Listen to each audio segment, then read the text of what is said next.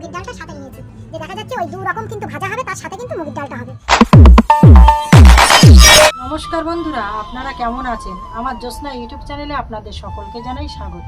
আজ মঙ্গলবার, শুভ সকাল। তা বন্ধুরা দেখুন, অন্য দিনের মতো কিন্তু আজকের একটা রান্নার ভিডিও নিয়ে চলে এসেছি আপনাদের সামনে। দেখুন বন্ধুরা, সবকিছু কিন্তু গুছিয়ে নিয়ে আমি বসেছি আপনাদের সঙ্গে শেয়ার করার জন্য। দেখুন, এটা কিন্তু উচ্ছে আর আলুটা কেটে নিয়েছি, এটা কিন্তু ভাজা করব।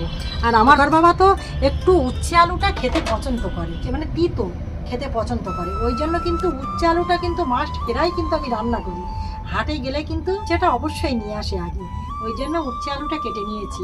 আর এটা কিন্তু খোকার বাবার বায়না। খোকার বাবা বলছে কি যে খোকার মামার বাড়ির থেকে ডয়রা কলা নিয়ে এসেছিলাম, দানাওয়ালা কলা, তা ওই কলা একটু ভেজোখানি দিনি কেমন লাগে, ওই জন্য কিন্তু কলাগুলো আমি কেটে নিয়েছি সাথে। উচ্ছে আলুর সাথে কিন্তু এই কলাটাও কিন্তু কেটে নিয়েছি, এটা ভাজা করার জন্য অল্প করে কেটে নিয়েছি। দেখা যাচ্ছে 3 পিস কলা কিন্তু কেটে নিয়েছি, কেননা আমরা 3 জন মানুষ। মেলা ভাজা করতে গেলে দেখুন বন্ধুরা, আপনারা হয়তো অবশ্যই জানেন, কেউ কেউ জানেন কেউ কেউ জানেন না, কলা কিন্তু ভাজা করতে গেলে হেভি তেল লাগে, অনেকটা কিন্তু তেল লাগে। ওই জন্য কিন্তু অল্প করে কেটে নিয়েছি, যাতে অল্প তেলে হয়ে যায়। তাও অল্প তেলে, মানে 100 গ্রাম তেলের দরকার ওইটা ভাজা করতে যেয়ে। আর আজকের কিন্তু মঙ্গলবার, আপনারা তো বুঝতেই পারছেন, একদম নিরামিষ। ওই জন্য কিন্তু মুগের ডালটা সাথে নিয়েছি। যে দেখা যাচ্ছে ওই 2 রকম কিন্তু ভাজা হবে, তার সাথে কিন্তু মুগের ডালটা হবে।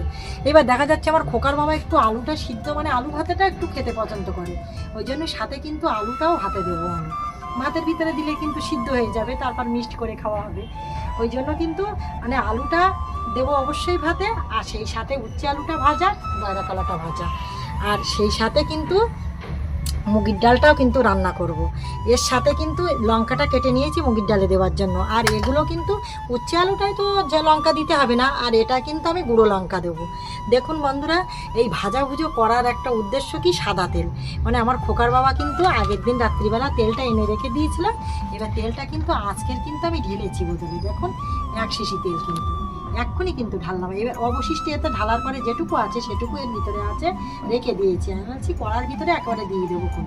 তা দেখুন বন্ধুরা, এই উনুনে কিন্তু আমি এই হাঁড়িতে কিন্তু জানেন তো আমি সোনামার জন্য খুদ লবণ রান্না করি, আটা রান্না করি। কিন্তু যেহেতু আমার সোনামার বাছুর হয়েছে এখন, ওই জন্য কিন্তু এখনও ডাক্তার বলেছে 10 দিন পরে কিন্তু খুদটা আর আটাটা খেতে দিতে হবে। ওই জন্য কিন্তু পিওর জল দিয়েছি, আর এর সাথে কিন্তু লবণটা দিয়েছি।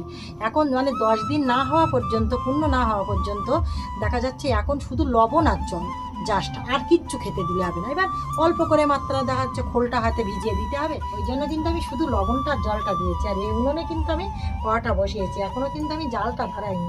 দেখুন বন্ধুরা, আর এর সাথে কিন্তু দেখা যাচ্ছে এটা লবণ, তেল, মানে যা যা লাগে মশলা, এক কথায় সব কিছু কিন্তু যাবতীয় এতে আছে।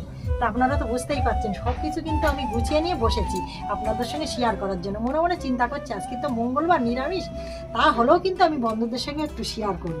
তা দেখুন বন্ধুরা, আপনারা তো বুঝতেই পারছেন নিরামিষের দিন মুগের ডালটা রান্না করব। আর যেহেতু এই লঙ্কাটাও সাথে কেটে নিয়েছি মুগের ডালে দেওয়ার জন্য, আর এই উচ্ছে আলুটা ভাজা করব, ডয়রা কলাটা ভাজা করব। তাহলে সব কিছু কিন্তু আপনারা দেখে নিলেন। তাহলে আর কিছু বলবো না। ভিডিওটি যদি ভালো লেগে থাকে অবশ্যই কমেন্টে যেন জানাবেন, একটা লাইক করতে ভুলবেন না। পরবর্তী ভিডিওয় অবশ্যই দেখা হবে। তাহলে এখন আসি।